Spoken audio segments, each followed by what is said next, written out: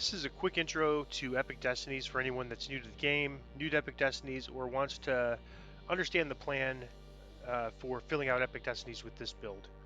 So I don't currently have Epic Destinies, but I have enough points now to buy it.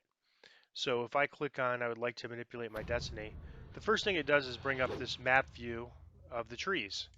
And so there are 4 spheres within Epic Destinies: Divine, Martial, Primal, and Arcane.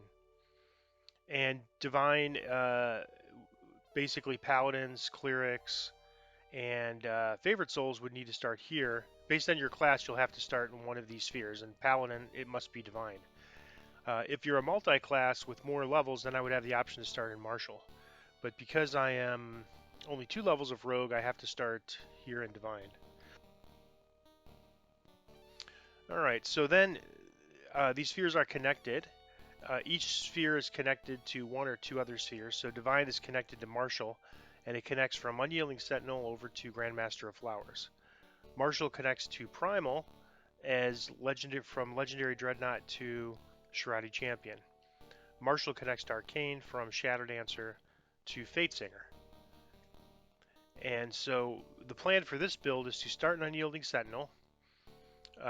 Since we're going to switch spheres, we have to get 4 ranks of Unyielding Sentinel. That'll open up the Grandmaster of Flowers destiny. So then we'll switch to this. We'll get 3 ranks, and then since we're in the same sphere, we could transfer to the next destiny here with just 3 spheres. From Legendary Dreadnought, I'm going to connect over to Shrouded Champion, and because that's a different sphere, I'll have to have 4 ranks in Legendary Dreadnought before I could switch over to Shrouded Champion. I then want to get 1 rank in Primal Avatar, primarily for a self-healing ability called Rejuvenation Cocoon, which I'll show you. And then I want to lastly go to Fury of the Wild, and to get the feat Perfect Two-Handed Fighting, I must level this all the way to the top. So that's going to be the plan. I'm going to go 4 ranks here, 3 ranks here, 4 ranks here, 3 ranks here, 1 rank here, and then level this up as far as I can get. And I won't take level 28 until I get this up to the top. So a stretch goal, which I'm not sure if I'm going to do or not, is to if I fill all these Martial Destinies, that's 6 million experience. That's a lot of experience considering I only need 8 million to get to 30. But if I fill all 3 of these this life, I'll be able to take a feat at level 29 called Dire Charge. That's going to mean delaying my leveling a lot, but it's also going to mean when I get to 30, I'm more powerful. So I'm going to do some math and figure out whether my Dire Charge is going to be good enough to make that investment worth it. If it is, I probably will do it just so that when I get to 30, I'll be more useful in my Reaper run. But at the same time, I'm going to be running with somebody that has enough what's called crowd control, and Dire Charge is a crowd control feat, that I probably could get by without it. So again, if I can make a useful, if I can get to a useful number, and I'll put that on the post, then I'm gonna try to fill these 3 destinies out, even though it will take me longer to get to 30 and longer to TR. If not, I'll just continue leveling, working in Primal until I start my Epic Destinies, and then continue leveling up in Primal. All right, so let me go ahead and get Epic Destinies.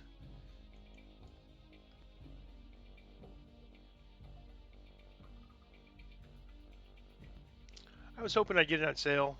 It was kind of an, sort of a long shot, but I didn't want to buy it for 1,000 and then have it go on sale for 250. So I'm okay with waiting, even though it slowed my progress down a little bit. So I'm going to buy this. All right, and so now I have it. So now I can close this out, and I could say I would like to manipulate my destiny.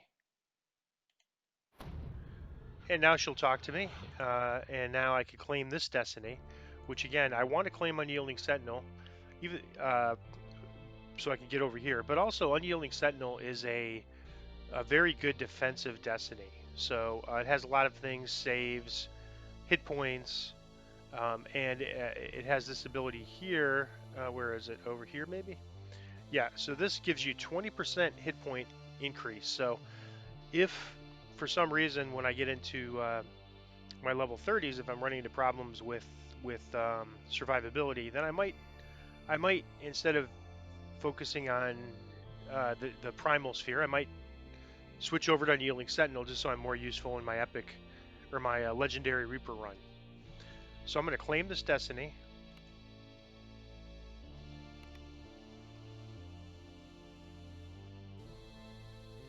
And so now, immediately, immediately I gained hit points. So I gained, um, it says that I gained 50 hit points, but I gained more like 75, and I'm not in this stance. So this stance is now available to me. So I'm going to, if I open up my um, Epic Destiny tab, oh, I was already in my Epic Destiny tab. So if I go over to, or if I drag this down to here with my other stances, I can now turn this on, and all of a sudden I jumped up from about 650 to 855 hit points just from having Epic Destiny. So it's a huge, huge, huge benefit. Um, I mean, that's 200. You know, it's like the math doesn't really work here. Like if you actually see it, it's supposed to give you 50 hit points as a passive stance, and then for being the stance and as passive, and then another 50 hit points for being the stance. But I gained 200 hit points, so I don't know. The information on that is probably in the wiki. But anyhow, you can see what a difference having Epic Destinies is. Now, from an experience standpoint, every time I gain experience, I work on these goals. So generally the first tier is good, but then the best tier is on the top. You know, these top, you know, this one here, uh, I could heal myself for 1,000 for 30 seconds and gain 10,000 temporary hit points. That's not too bad, right? That's going to really help a lot. Plus, you could use it while you're crowd controlled and helpless. So it works with this Harper pin that I just got. All right, so that's the plan. And now every time I earn a point, so let's see if it tells me where my next point is. Well, it'll tell me when I get my points. So every time I get a point, I have to come back and talk to the Fate Singer. Either here, I'm in the Hall of Heroes right now. There's also a Fate Singer in Evening Star. There's a Fate Singer in Keep on the Borderlands, in both Hall of Heroes and the Marketplace. So there's plenty of places you could talk to the Fate Spinner and change your destiny. But you'll have to come here every time you get a point if you want to immediately get that benefit from that point. And I'm going to definitely do that because you can just see the power of not having anything except purchasing Epic Destinies. I now have 200 hit points. So that's the quick overview on Epic Destinies. The plan could evolve because again, my original plan was to get over to Primal and then run my Reapers here, level 30 Reaper quests here. But I also already have a 1.7 million experience, so I missed out on all of that leveling. 1.7 million of experience would have got me probably already to Primal. But it's going to go quick, so I'll before long I'll have some points. And I should mention one other thing, and that's twists. So each rank here gives you one fate point. As you earn fate points, you could unlock these twists. So this first fate point only costs one twist of fate, and you get a twist of fate for every 3 ranks you get. So once I get up to rank 3, I'm going to have a fate point. I won't be able to use it because what it allows you to do is twist in something from another destiny. And if you have one, you could have basically just a tier 1. If I have 2 points to this, which would be 6 ranks, then I could have up to a tier 2. But generally, what you want to do early on is get as many tier 1s as you can, right? The more abilities, the better, as opposed to going for the higher tier abilities. And in terms of self-healing available here in Epic Destinies, Unyielding Sentinel has what's called Renewal, which is really good self-healing, but it's only useful in Unyielding Sentinel. If you twist this outside of Unyielding Sentinel, it only works on others. So as soon as I get here, this will be good. And what I'm hoping is that when I get to tier 3, regardless of when I'm done with my epics or my heroics, I'm probably going to start running. Once I have the 3rd tier of renewal. I'll probably start running Keep on the Borderlands just to kind of get an idea of how it is, and I'm gonna I'm not sure if I'm gonna run epic or Reaper. I think I'll probably just go in there on Reaper, see how it is, and then either recall and go back in on Epic or do it on Reaper. The second self-healing thing is going to take a while. We have to get all the way over to Primal, but that's why I won one to one rank in Primal or in Primal Avatar. If we go take a look at that, there's this ability called Rejuvenation Cocoon, which is probably the best self-healing in the game. And what you really want to look at is that third tier where it says 3 of 3. So it gives you 5d6 hit point healing, which is better than anything we have right now, and 150 temporary hit points. So that 150 temporary hit points is huge because it doesn't scale down on Reaper.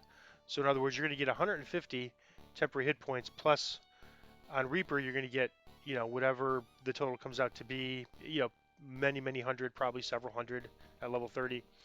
Um, that will get scaled down for Reaper from the Reaper self-healing penalty, but the temporary hit points won't. So it's very good. It's also useful in healing others that don't get full healing from positive healing, such as Wizard Pale Masters that heal from negative energy, and Warp Forge that heal from reconstructs. So that's basically a quick overview of Epic Destinies. It's really looking forward to now having these Epic Destinies running with the extra hit points, and then building up my power further with Epic Destinies. So that's it.